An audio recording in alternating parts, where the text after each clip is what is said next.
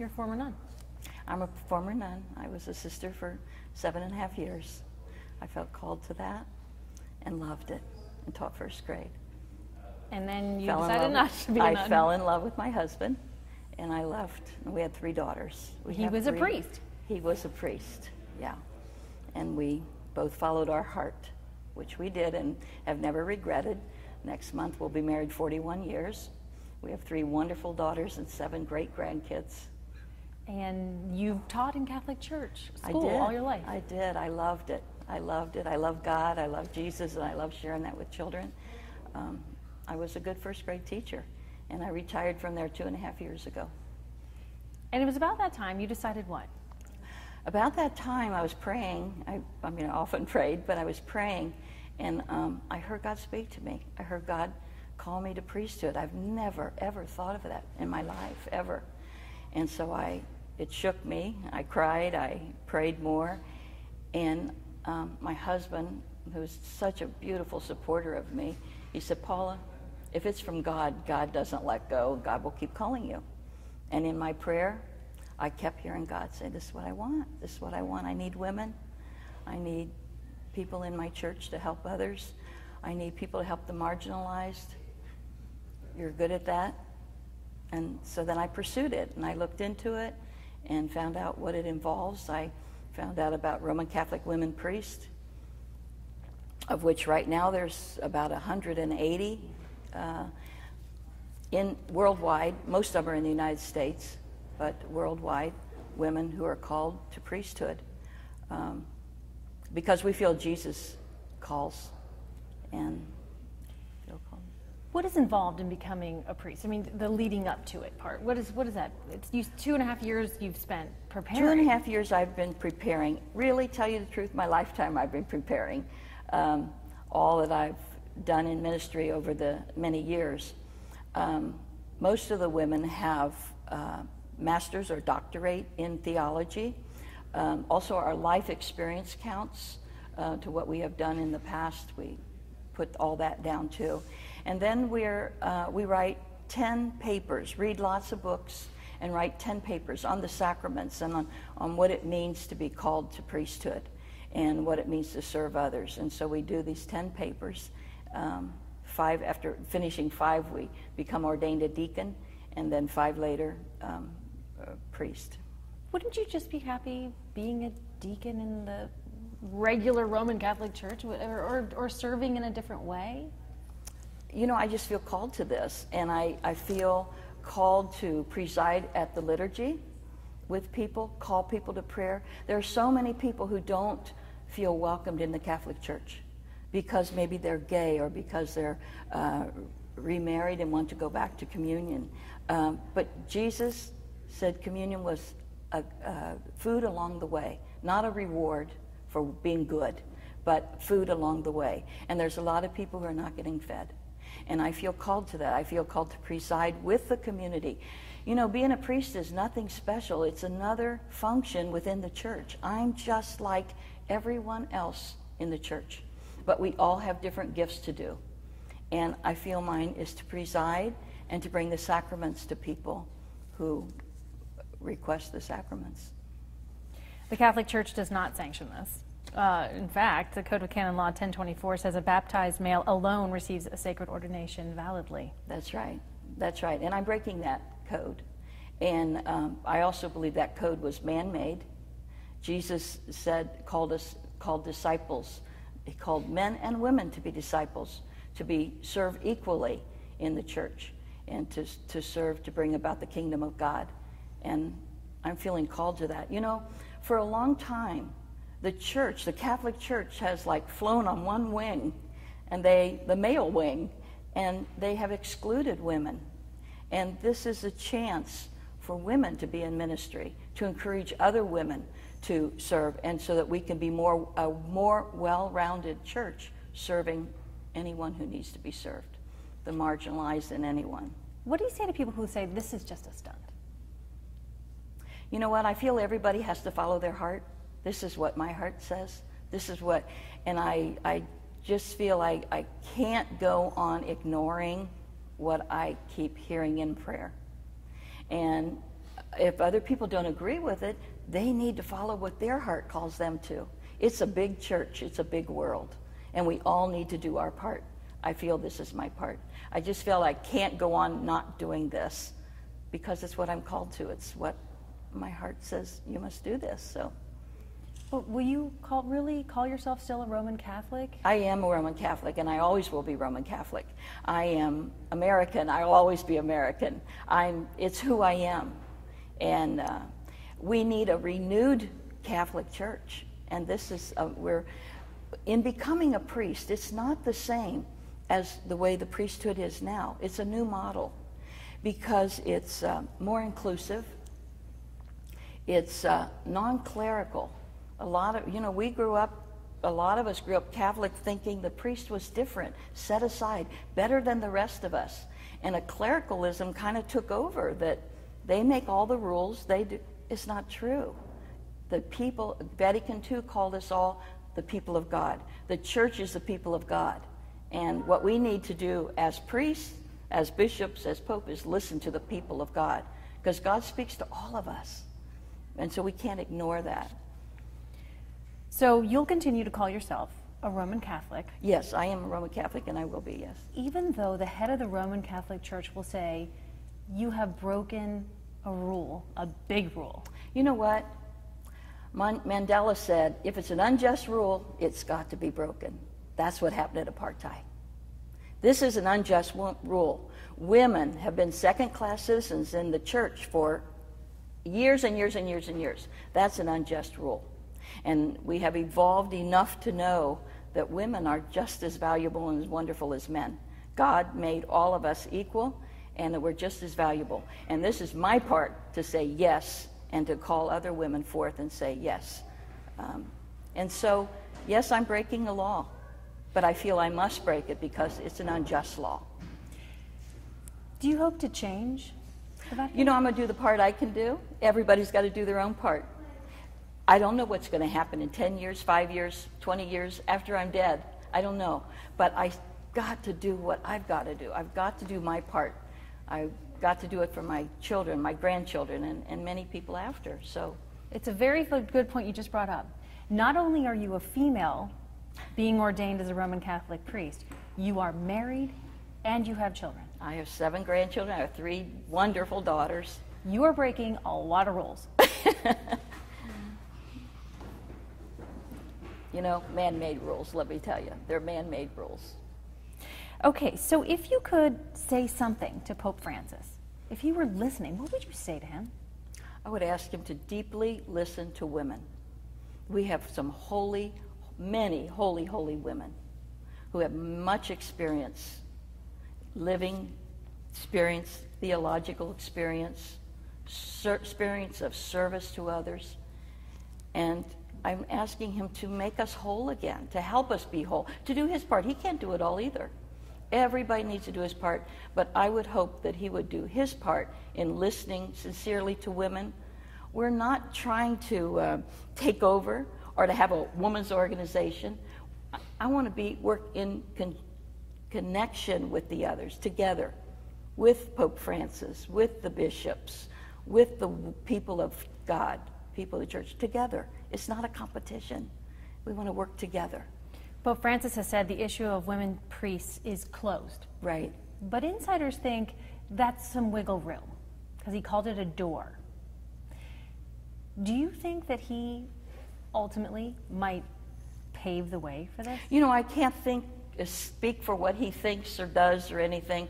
He needs to come from his heart and his conscience, and he certainly has made it more toward the poor, more effort to recognize people as people, individuals as individuals. He's done that in so many of his actions, and that's very heartwarming. So I'm hoping that he can do this for women also. But let's let the Spirit speak. The Spirit speaks to all of us. Why not just join another church? Because I'm Catholic, and I'll always be Catholic. It's important to me. It's just what I'm made of. It's in my DNA, and I know there are a lot of Catholic people out there suffering, and they want to be ministered to. They want to be welcomed home, And I feel like that could be part of my ministry, to welcome home people.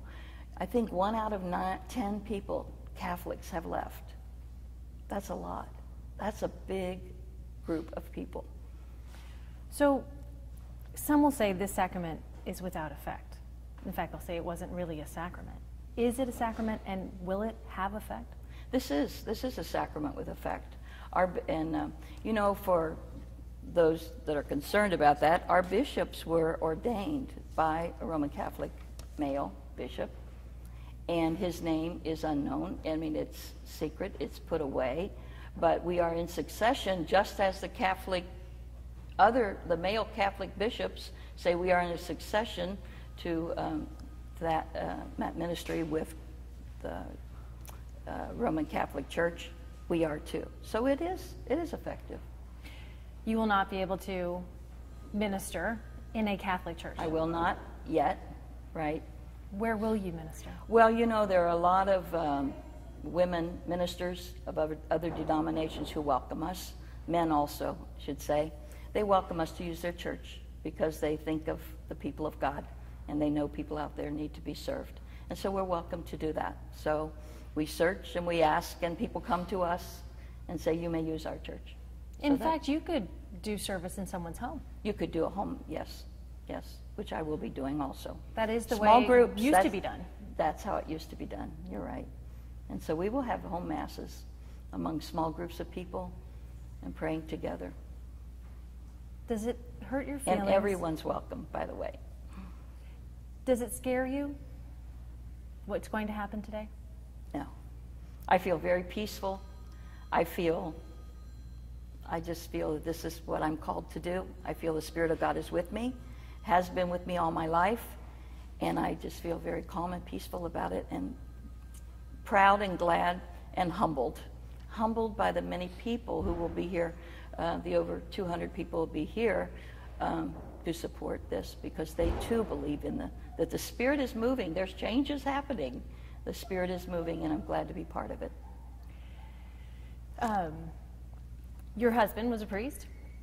Is he giving you advice? He is. He's great. He loves Scripture. He loves the liturgy, and he's been my support from day one. But I think his biggest focus is that, remember, Paula, you're nothing different after today. You're called to service. You're called to service, and that's very important to him. The people of God, working as a servant for the people of God. We won't call you Father. No, some people may say Reverend. Most people will say Paula, but official title is Reverend Paula. Yesterday you practiced this sacrament. Yes. What was that like for you? It was a deep breath for me, because it was like, this is really happening, and it's starting and continuing that part of my life. It was very holy and very peaceful. I'm guessing here, you feel very blessed. That you feel very blessed. I am blessed. I am blessed to have my family. I'm blessed to have God, the belief, my faith. I'm blessed to have so many friends that support me in this, and are grateful that women can take this step. I'm very blessed. You will effectively be excommunicated. I think the Catholic Church would say you excommunicate yourself once you take this step. One, does it bother you? And two, will you go back to a regular Roman Catholic Church? It doesn't bother me, because what's excommunication? I'm not cut off from God. I'm following what I feel God's calling me to do. I may pray. I will go to communities and a Catholic Church and pray. I don't know that I will receive communion, tell you the truth, because I'm not doing this to cause trouble. I don't want to cause trouble for my parish priest. I don't want to cause trouble for anyone who believes this is wrong. And so, I will, what I'll do? When I'm not receiving communion, I'll be thinking of the many people who are not allowed to receive communion because they're remarried and divorced and remarried. My heart will be with them, and I will feel for them more compassionately. because we all need compassion, and it'll help me understand that better.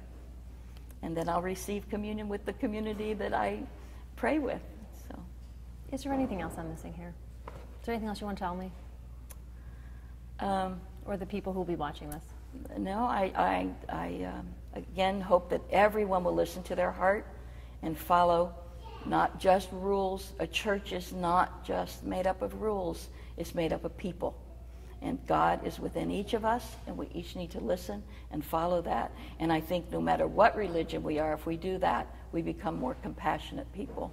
And we can change this world by being more compassionate with everyone. Thank you, Philip. Just stay put. You speak so beautifully. You can tell you've been a teacher because you have, you're going to be great up there, right? You're going to be able to keep eye contact with people. It's good. All this has led you to here, right? Yeah, it has. It has. This has been I've been on this path for a long time. Yeah. I don't know. So tell me more. So how do your kids feel? How do your grandkids feel about all this? Oh, I'm just grandma to them. So, but my kids are very proud of me. They could speak for themselves, but they are very proud. As a matter of fact, my daughter Maria is going to be witnessing for me today. There will be my daughter and another woman in the community call forth the deacon and the people in prayer. And when I told my community that I felt this call from God, my church community, oh my, I cannot tell you how supportive. There were tears, there were so much support, saying we knew it. They knew it before I did. They said, we knew you were called, that was your gift to lead us, to be with us. Had you gone to the services here before you came to this? I did. We started about 6 years ago, we started having services at this church on Wednesdays. And Wednesdays once a month. And so I was part of that group already and supported women priests. I knew about women priests and I supported them. I just never dreamed that I was going to be called to that. I loved, I didn't know that. And then until the day I was reading at our church, the Call of Samuel. Because your church is Nativity, right? Yeah. And I'm a reader, I'm a lector there, and my husband and I were reading. And I read the Call of Samuel where he heard somebody calling him at night, and the priest said, go back to bed, that was, I didn't call you. And he went back to Eli again, and each time he went back, finally the priest thought, oh, that's God. So he said to Samuel, next time say, speak, Lord, your servant is listening. So Samuel went to bed, he heard his name called again, and he said, speak, Lord, your servant is listening. And when I sat down, I read that on that Sunday, January 15th, 2.5 years ago. And I sat down and I said, speak, God, your servant is listening. And as clear as anything at that point, that's when I heard, I want you to be a priest. And I'm like, what? And I heard it again, I want you to be a priest. I'd never heard that. And then I said to my husband, I start shaking and crying. And my husband said, Paula, what's wrong? I said, Ed, I just heard God talk to me. And he said, what did God say? And I said, God said, I want you to be a priest. And he said, keep listening. If it's from God, keep listening because God won't let you down. God will keep calling you. And so. Now, had you talked to God before? Had you heard him speak? I never heard it, no. You never heard it? No, and it's not a voice. It's a feeling. It's a feeling. It's a feeling. I pray to God and I listen. It's always in my heart. I listen to what God is asking of me when I meditate and pray. But this was so clear. This was different. It was just so clear. And so from then, I went home and I would pray and I would cry. And Ed would come in and he would touch me and he would say, listen to your feelings. Our feelings speak to us. Listen to your feelings. And I continued to pray and I did a lot of reading and investigating, and then I looked into it, and that brought me to here. Do you realize what a rebel you are? I mean, seriously, you're some would say it's rebellious. Yeah. I don't feel rebellious. Yeah. I feel, honestly, I just feel I'm following my call. It's a call I can't negate. I just feel I need to do this while I'm still living on this earth. We all have to do what we have to do, and this is what I'm called to do. Well, it's pretty amazing. It's brave. I think some people call it brave. Some people call it crazy. I think there's, lots of different Name, yeah. depending on what your perspective is. It's very humbling. Is it? Very, How yes. so? It's very humbling because